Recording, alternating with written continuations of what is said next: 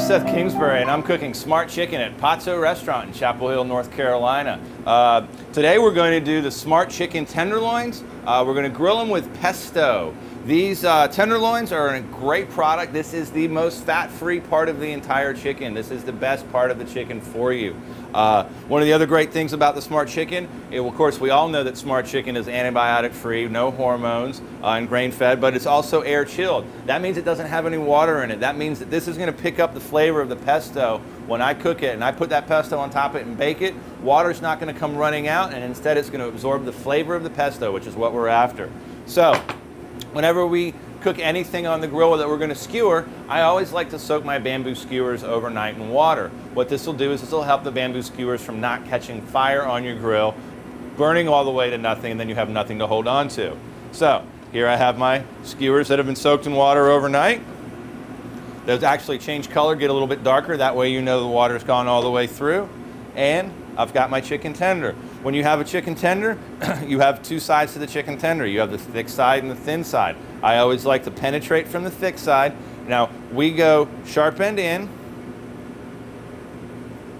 and all the way through. And then we come out here. The reason that we leave the sharp end down here is there could be nothing worse than biting onto this and having the sharp end poke you in the mouth. So do all your friends a favor and do it this way.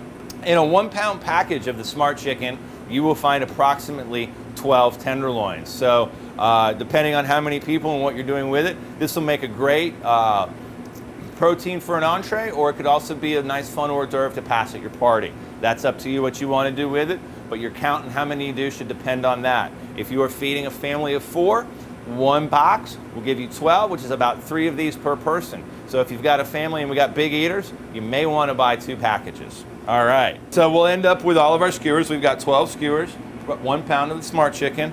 I'm going to put it on a tray to put olive oil, salt, and pepper on it before I begin grilling it.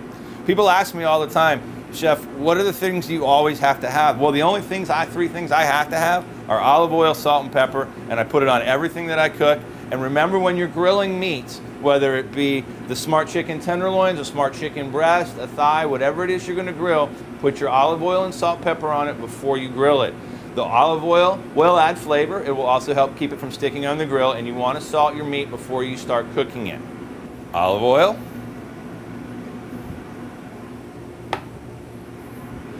You can use the little skewers to mix them around a little bit.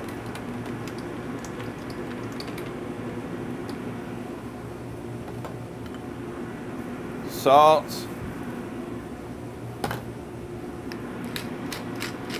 And pepper.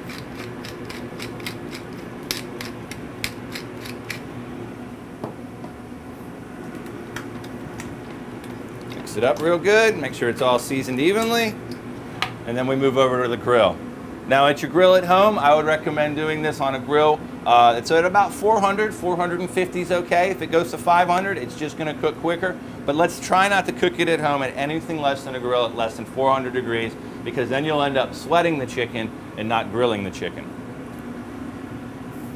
We put the meat, goes to the hottest part of the grill. The skewers go to the coolest part of the grill.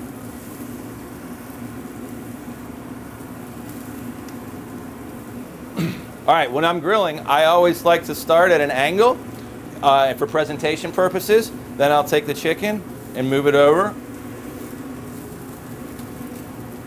to create nice grill marks. And you can see that some of my skewers are starting to burn just a little bit, which is okay.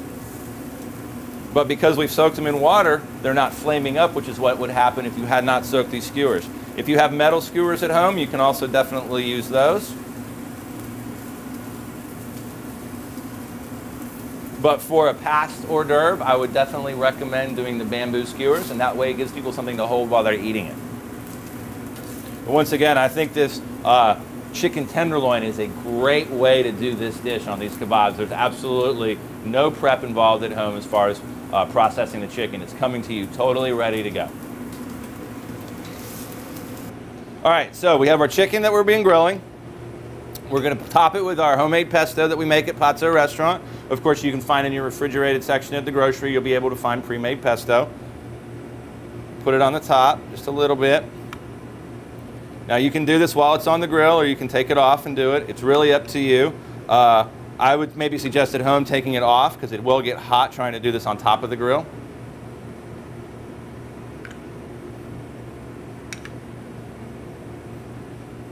Feel free to use as much pesto as you want. It's just going to add more flavor to it the more that you use. Now, even though pesto has cheese in it, I'm going to put a little bit of cheese on top to bake on it.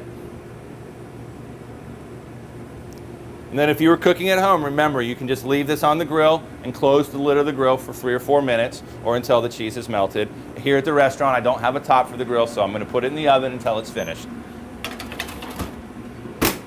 All right, so we're going to check our chicken that we've got baking with pesto and Parmesan on it.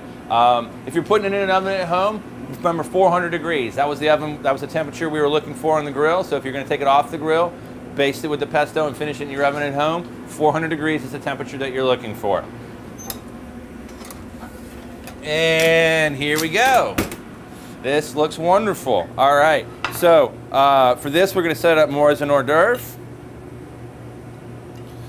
Your Parmesan cheese is sticking to it a little bit. It's nice and melted.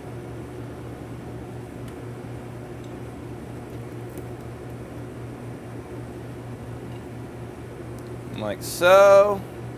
And then if you're entertaining at home and you're doing this for some friends, take a couple pieces of basil, because remember, pesto is made out of basil, so whenever we garnish stuff, we like to use the things that were made in there.